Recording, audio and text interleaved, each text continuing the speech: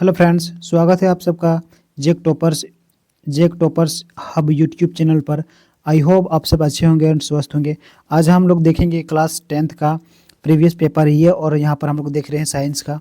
ठीक है, ये मोस्ट इंपॉर्टेंट प्रश्न है आप सबके लिए एग्जाम के पॉइंट ऑफ व्यू से। जो भी विद्यार्थी 2026 में क्या कर रहा है, एग्जाम देने जा रहा है, उनके लिए बहुत ज़रूरी है, मोस्ट इंपॉर्टेंट है। ठीक है, यदि चैनल को सब्सक्राइब नहीं किए तो कर दीजिए और व्हाट्सअप चैनल से भी जुड़ जाइएगा। वहाँ पर हम आप सबको क्या कर देंगे, लिंक दे देंगे। ठीक है, तो चलिए हम लोग देर ना करते हुए हम लोग प्रश्न की ओर हम लोग चलते हैं। ठीक है, ये वेरी इंपॉर्टेंट प्रश्न है, आप सबका एग्जाम में आया हुआ है। देखिए यहाँ पर 2023 लिखा है ना, 2023 में पूछा गया प्रश्न है। तो ये प्रश्न बहुत ऐसा है जो रिपीटेड प्रश्न है। जितना भी प्रीवियस पेपर को आप देखेंगे ना, तो उसमें कुछ प्रश्न रिपीटेड आपको दिखने को मिलेगा। तो चलिए हम लोग फर्स्ट प्रश्न को देखते हैं। फर्स्ट प्रश्न में लिखा हुआ है, तो पहले तो क्वेश्चन लर्न आएगा, उसके बाद देखेंगे क्या लिखा हुआ है। तो चलिए यहाँ पर लिखा है क्या, देखिए यहाँ पर लिखा हुआ है, किस दर्पण में वास्तविक फोकस होता है। किस दर्पण में वास्तविक फोकस होता है, तो वो आप सब देख पाएंगे कि किस में वास्तविक फोकस होता है। तो देखिएगा यहाँ पर 1 नंबर। ठीक है, तो अवतल दर्पण में। ठीक है, अवतल दर्पण में आपका वास्तविक फोकस होता है, उत्तल में नहीं होता है। ठीक है, उसके बाद हम लोग आगे प्रश्न को देखते हैं। इसमें लिखा हुआ है, इसमें आपका प्रश्न लिखा है, मोटर वाहन के सामने में कौन सा दर्पण लगा होता है। ठीक है, गाड़ियों में जो शीशा लगा होता है वो किसका लगा होता है, वो आपका उत्तल दर्पण का लगा होता है। ठीक है, उसके बाद हम लोग आगे प्रश्न को देखते हैं। 2 हो गए ना, 2 पेज नंबर 2, पेज नंबर 3। तो इसमें हमें प्रश्न हमें देखने को मिलता है, यहाँ पे लिखा हुआ है 3 नंबर में, यदि एक लेंस की क्षमता -2D है तो इसकी फोकस दूरी क्या होगी। ठीक है, तो इसकी फोकस दूरी क्या होगी, माइनस 50 सेंटीमीटर होगा। ठीक है, -50 सेंटीमीटर होगा। तो उसके बाद इसके आगे हम लोग प्रश्न को देखते हैं 4 नंबर का। इसमें लिखा हुआ है, निम्न में से किस माध्यम का अपवर्तनांक अधिक होता है। ठीक है, इनमें से किस माध्यम का अपवर्तनांक सबसे अधिक होता है, तो हीरा का सबसे ज़्यादा होता है। ठीक है, हीरा में सबसे ज़्यादा होता है। उसके बाद हम लोग आगे प्रश्न को देखते हैं।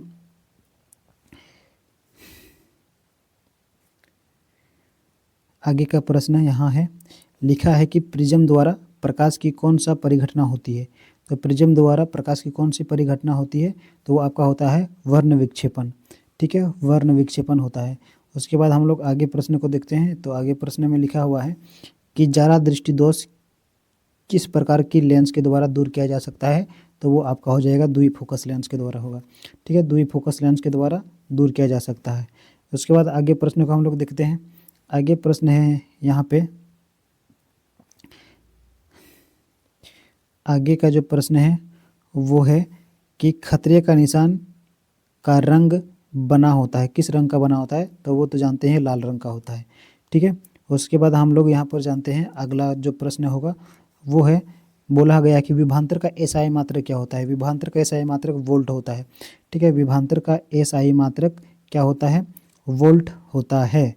उसके बाद आगे प्रश्न को देखिए कि आगे का प्रश्न यहाँ पर आप देखेंगे इस तरीके से है, लिखा हुआ है कि विद्युत परिपथ में धारा की माप के लिए किसका उपयोग किया जाता है। यानी कि जो करंट को मापना है ना, तो वो किसका उपयोग करेंगे आप, अमीटर का उपयोग करेंगे। ठीक है, अमीटर का उपयोग करेंगे आप। ठीक है, उसके बाद हम लोग अगला प्रश्न को देखते हैं।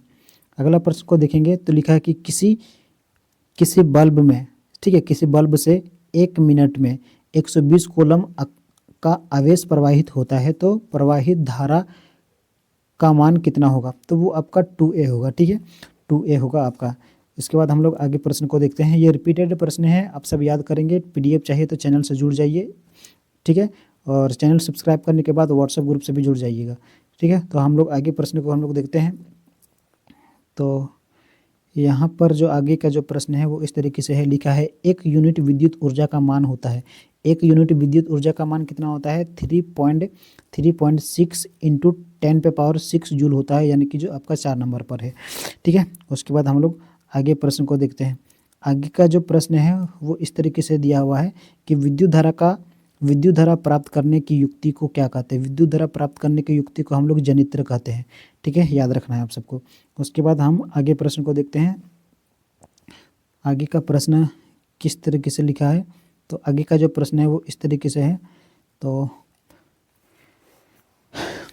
वो है लघु पतन के समय परिपथ में विद्युत धारा का मान कितना होता है। तो वो क्या हो जाता है कि बहुत अधिक हो जाता है, ठीक है। लघु पतन के समय विद्युत धारा का मान बहुत ज़्यादा हो जाता है, ठीक है। उसके बाद हम लोग आगे की प्रश्न को हम लोग देखते हैं। इसमें लिखा है नीला लिटमस पेपर किससे लाल होता है। तो नीला लिटमस पेपर किससे लाल होता है, तो अम्ल से लाल होता है, ठीक है, अम्ल से लाल होता है। उसके बाद हम लोग आगे का प्रश्न को देखते हैं। तो आगे का प्रश्न देखने के लिए हमें अगले पेज पर आना पड़ता है। तो उसके बाद हम लोग यहाँ पर देखते हैं। यहाँ पर लिखा हुआ है 15 नंबर में लिखा हुआ है कि निम्न में कौन क्षार है। तो निम्न में कौन क्षार है, तो क्षार है NaOH, आपका क्या है, क्षार है। ये 4 नंबर का आपका सही आंसर हो जाएगा, ठीक है। उसके बाद आपका 16 नंबर का जो प्रश्न है वो आपसे क्या पूछा गया है, जिप्सम का रासायनिक सूत्र क्या है। तो जिप्सम का जो रासायनिक सूत्र है वो आपका 2 नंबर का हो जाएगा, ठीक है। जिप्सम का रासायनिक सूत्र 2 नंबर का हो जाएगा। कैल्शियम क्या हो जाएगा, कैल्शियम सल्फर डाइऑक्साइड है, ठीक है, यानी कि CaSO4 डॉट क्या है, हाफ 2 अणु जल है, ठीक है, हाफ नहीं 2 अणु जल है। तो ये आपका हो जाएगा जिप्सम का रासायनिक सूत्र CaSO4 डॉट 2H2O आपका क्या हो जाएगा, जिप्सम का रासायनिक सूत्र हो जाएगा, ठीक है। उसके बाद हम लोग अगला प्रश्न को देखते हैं। तो अगला प्रश्न में लिखा हुआ है क्या, ये बहुत आसान प्रश्न है, ये 2025 में भी आया था ये वाला प्रश्न, ठीक है। ये 2025 में भी आया हुआ है, तो ये रिपीटेड प्रश्न है। तो यहाँ पर लिखा हुआ है कि समीकरण कैल्शियम कार्बोनेट को उष्मा से क्या किया जाता है कि उष्मा दिया जाता है, तो टूट जाता है किस पर, CaO यानी कि कैल्शियम ऑक्साइड और कार्बन डाइऑक्साइड में टूट गया है। तो टूटना को बोलते हैं हम लोग वियोजन अभिक्रिया। तो ये क्या हो गया है, वियोजन अभिक्रिया है। उसके बाद हम लोग आगे प्रश्न को देखते हैं 18 का। तो 18 का जो प्रश्न है वो इस तरीके से बोला गया कि ये भी जो 2025 में आया है ये भी प्रश्न, ठीक है, ये 2025 में प्रश्न आया है। लिखा कि जल के विद्युत अपघटन में कैथोड पर कौन सा गैस मुक्त होता है। तो वो आपका हाइड्रोजन मुक्त होता है, ठीक है, हाइड्रोजन मुक्त होता है। उसके बाद अगला वाला अगर हम प्रश्न को देखते हैं 10 के पेज नंबर 10 के बाद 11 पेज नंबर पर, तो इसमें आप सबका लिखा हुआ है, आप सबका यहाँ पर लिखा हुआ है कि अपचयन और उपचयन अभिक्रिया का दूसरा नाम क्या है। अपचयन और उपचयन का दूसरा नाम क्या है, तो उसको हम लोग बोलते हैं रेडॉक्स अभिक्रिया बोलते हैं, ठीक है, रेडॉक्स अभिक्रिया बोलते हैं। उसके बाद हम लोग आगे के प्रश्न को देखेंगे।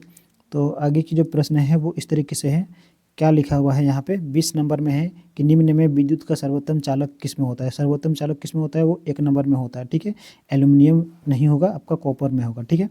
उसके बाद आपका आंसर आगे वाला जो आंसर है वो क्या होता है, ये इतना ही ना प्रश्न है। हाँ, अब हम लोग देखते हैं दूसरा प्रश्न पेज 21। अब यहाँ पर 12 में देखेंगे। तो 12 में देखेंगे तो यहाँ पर प्रश्न जूम कर लेते हैं और लिखा हुआ है क्या गंधक क्या है। तो पूछा है कि गंधक क्या है, तो गंधक एक अधातु है, ठीक है, जिसका प्रतीक S होता है, ठीक है। तो हो गया है यहाँ पर 21 नंबर भी। उसके बाद हम लोग आगे के प्रश्न को देखते हैं 22 नंबर का। तो 22 नंबर का जो प्रश्न है वो इस तरीके से दिया गया है कि शीशे और टीन की मिश्रित धातु को क्या कहते हैं। शीशा और टीन के मिश्रित धातु को क्या कहते हैं, वो उसको बोलते हैं हम लोग सोल्डर बोलते हैं। शीशा और टीन के मिश्रित धातु को हम लोग सोल्डर बोलते हैं। उसके बाद हम लोग आगे का प्रश्न को देखते हैं। आगे का प्रश्न हम लोग देखते हैं इस तरीके से है। तो यहाँ पर है लिखा है कि CnH2n+2 किसका रसायन सूत्र है, किसका सामान्य सूत्र है, तो एल्किन का, ठीक है, एल्किन यहाँ पर है एल्किन। तो एल्किन का रासायनिक सूत्र है। उसके बाद हम लोग देखते हैं अगला प्रश्न 24 नंबर का। तो 24 नंबर का जो प्रश्न है वो आपका क्या हो जाएगा, एल्डिहाइड का क्या लिखा हुआ, प्रकार्यात्मक समूह वो क्या है, वो हो जाएगा आपका माइनस का CHO हो जाएगा, ठीक है, माइनस का CHO। उसके बाद हम लोग आगे प्रश्न को देखते हैं। आगे का प्रश्न हम लोग देखेंगे तो वो इस तरीके से लिखा गया है, हम लोग देखते हैं। लिखा गया है एथेनॉल सोडियम और अभिक्रिया कर कौन सा गैस बना देता है। तो एथेनॉल है वो सोडियम से अभिक्रिया करके कौन सा गैस बना देता है, तो हाइड्रोजन गैस बना देता है, ठीक है, ये आपका याद रहेगा। और इसके आगे का जो प्रश्न है हम लोग देखेंगे आधुनिक क्या लिखा है, आवर्त। आधुनिक आवर्त सारणी में आवर्तों की संख्या कितनी है, संख्या पूछा है इसलिए यहाँ पर 7 आंसर हो जाएगा। अगर समूह पूछा तो 18 हो जाता। 18 क्या है, समूह है, समूह, ठीक है, संख्या में 7 है, इसलिए आपका आंसर नंबर इसमें 7 हो जाएगा। उसके बाद अगला प्रश्न है 14 के बाद 15। 15 में अगर हम देखें, पेज नंबर है 15, तो यहाँ पर है, पूछा गया है स्वपोषी पोषण के लिए क्या आवश्यक है। स्वपोषी पोषण के लिए कार्बन डाइऑक्साइड भी चाहिए, जल भी चाहिए, क्लोरोफिल चाहिए, सूर्य का प्रकाश चाहिए। इसके मतलब इसमें सभी हो जाएगा, तो इसका आंसर हो जाएगा आपका सभी। आंसर नंबर आपका हो जाएगा सभी। उसके बाद हम लोग आगे की प्रश्न हम लोग देखते हैं 28 का। 28 का प्रश्न है आप सबका, क्या हो जाएगा, जठर ग्रंथि पाई जाती है। तो जठर ग्रंथि कहाँ पाई जाती है, तो जठर ग्रंथि आपका आमाशय में पाई जाती है। उसके बाद इसके आगे के प्रश्न को हम लोग देखते हैं। तो इसके आगे का जो प्रश्न है वो यहाँ पर है, लिखा हुआ है कि पित्त रस का स्रावन कौन करता है। ठीक है, तो पित्त रस का जो स्रावन है वो यकृत करता है, पित्त रस का स्रावन यकृत करता है। उसके बाद इसके आगे का जो प्रश्न है वो 30 नंबर है। 30 नंबर इस तरीके से लिखा है कि सबसे छोटी अंतःस्रावी ग्रंथि कौन सी है। सबसे छोटी वो पिट्यूटरी ग्रंथि है, पिट्यूटरी ग्रंथि। उसके बाद इसके आगे हम प्रश्न को देखेंगे, तो क्या प्रश्न देखने को मिलता है, वो है हमारे पास 31 नंबर का प्रश्न है, हमें इस तरीके से मिलता है। तो बोला गया कि घोंघा रोग पनपता है। घोंघा रोग कैसे पनपता है, तो आयोडीन की कमी से पनपता है, आयोडीन की कमी से घोंघा रोग होती है। उसके बाद हमें घोंघा नहीं, घेंघा रोग है, सॉरी, घेंघा रोग। उसके बाद यहाँ पर है 32, तो 32 में लिखा है कि परागकोश में क्या पाए जाते हैं। तो परागकोश में परागकण पाए जाते हैं, परागकोश में परागकण पाए जाते हैं। ठीक है, उसके बाद इसके आगे के प्रश्न को हम लोग देखते हैं। इसके आगे जो प्रश्न है वो इस तरीके से है, लिखा गया है कि मानव में निषेचन की क्रिया कहाँ होती है। तो मानव में निषेचन की क्रिया कहाँ पर होती है, तो फेनेपियल ट्यूब में होता है, फेनेपियन ट्यूब में होता है, नलिका में होता है। इसके बाद हम लोग आगे प्रश्न को देखते हैं। तो यहाँ पर लिखा हुआ है कि किसी जीव की जीने संरचना कहलाती है, किसी जीव की जीने संरचना क्या कहलाती है। आपका 34 है, तो इसका आंसर आपका हो जाएगा जीनोटाइप कहलाएगा। ठीक है, जीनोटाइप कहलाएगा। 2 नंबर इम्पोर्टेंट है, बहुत ज़्यादा इम्पोर्टेंट है। उसके बाद है अगला प्रश्न हम लोग यहाँ पर देखें। तो अगला प्रश्न इस तरीके से है, देखते हैं। यहाँ लिखा हुआ है एक स्त्री में कौन से लिंग गुणसूत्र मिलते हैं। ठीक है, एक्स मिलते हैं या एक्स वाई मिलते हैं। तो यहाँ पर स्त्री है, अगर पुरुष में एक्स वाई मिलेगा, ये है पुरुष में, ये पुरुष में मिलेगा, और स्त्री में आपका क्या मिलेगा, ये डबल एक्स मिलेगा। ठीक है, तो जो भी आंसर में डबल एक्स है वही होगा, तो पहले वाला हो जाएगा। ठीक है, उसके बाद 35 हो गया है। उसके बाद हम लोग आगे प्रश्न को हम लोग देखते हैं। इसमें लिखा हुआ है कि जैव आवर्धन करने वाला रसायन है, जैव आवर्धन करने वाला जो रसायन है वो DDT है, ये वाला DDT। और उसके बाद हम लोग आगे प्रश्न को देखते हैं। आगे का प्रश्न को हम लोग देखते हैं 37 नंबर का। इसमें लिखा हुआ है